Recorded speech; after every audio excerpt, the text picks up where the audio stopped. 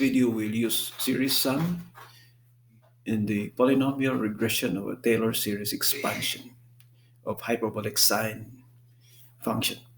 Here we have the hyperbolic sine expansion, which is hyperbolic sine equals x plus x cubed over 3 factorial plus x to the 5 over 5 factorial plus x to the 7 over 7 factorial until x to the 2n plus 1 over 2n factorial.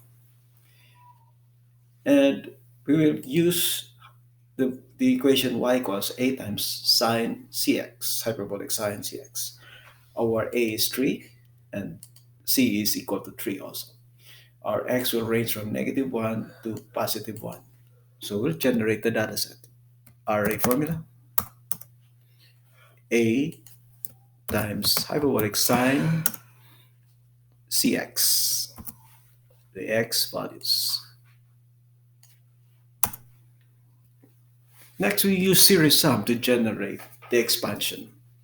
So this is equal to array formula. But first, we have to designate the values of n. So we'll start from 0, then 1, 2, and then up to 10. Then we'll calculate the factorial part of the coefficient, which is equal to array formula: 1 over factorial 2 times n plus 1. So that's the factorial part of our coefficients. Now we can use series sum to generate the data set, which is array formula, where a times series sum c times the x values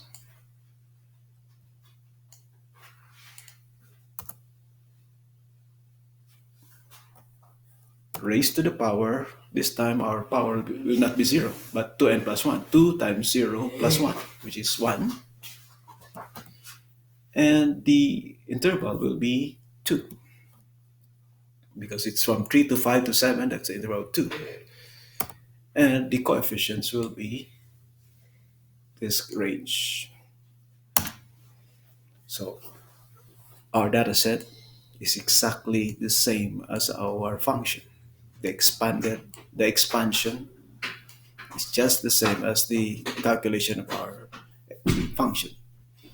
We can hide this. This time we will regress this using the best fit. First, we start with the chart.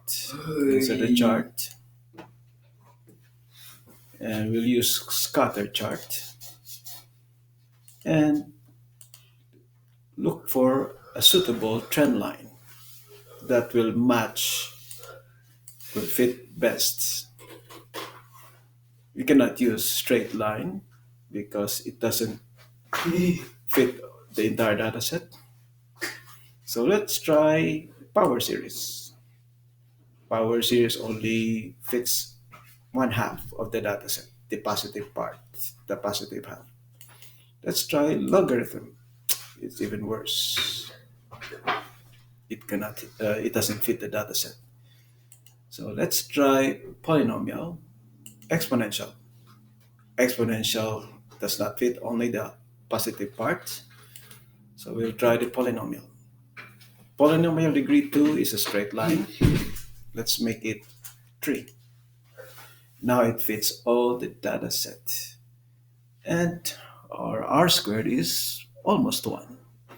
So our polynomial will be to the power 3. So we will have b0, b1, b2, and b3 as coefficients. So we'll use Linus to calculate these coefficients: b0, b1, b2, and b3. To do that, we'll start with the 1, x matrix, which is equal to array formula. of the x values raised to the power 0.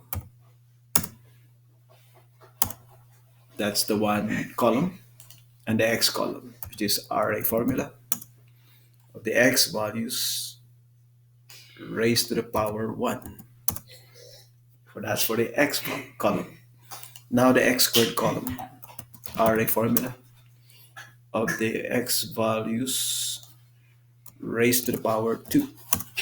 So that's the x squared column. Next we have array formula of the x values raised to the power 3. That's the x cubed column. Now we can enter the Linest. Use the Linest data y and data x. So here we have b0 is 0. b1 is 6.49 rounded up by 6.5. b2 is 0. It's the same. b3 is 23.219. It is rounded up as 23.2. Next, we fill up the full statistics of this. So that's the full statistic. Our r squared is 0.9992, rounded up as 0.999. Now that we have the coefficient and the 1 comma x matrix, we'll calculate the estimated y, which is a multi of the 1 comma x matrix and the coefficients. So that's our estimated y. We can show this in the graph. So we will add this to our chart, edit chart, add a series, and we'll select the range. Our range will be the estimated y, which is this range.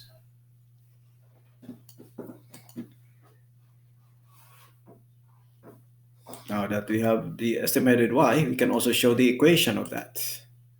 So again, the series, our trend line, we have used the polynomial, so the same degree 3, and we've used the equation as label. And we also show the r squared as well. Now we have the trend line equation, where we have our b0 is negative 1.28 times 10 to the negative 16, which is 0. Our b1 is 6.5. It's the same. It's also 6.5 in our trend line. Our b2 is not 0. It is negative 1.74 times 10 to the negative 16. It's very small, almost 0. Our b3 is 23.2. It is also 23.2.